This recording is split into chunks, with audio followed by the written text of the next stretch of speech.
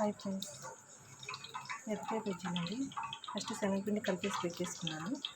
Next మిర్చి మధ్యలో కోసేసి దాంట్లో శనగపిండిని వాము కలిపేసి పెట్టేశాను.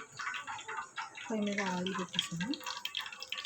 ఆయిల్ కాదని వేసేసుకోవచ్చు.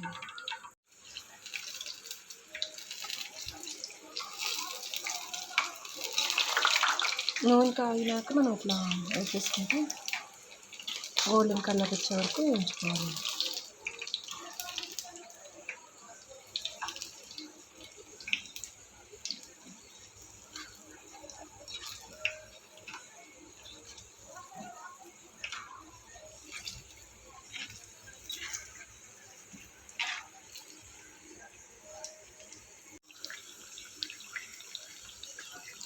ఆలు బజ్జీ అండి. పిండి మిగిలింది కదా కొంచెం, ఇంకా దాంట్లో ఇంకా ఆలు ఉంటే చేస్తాను.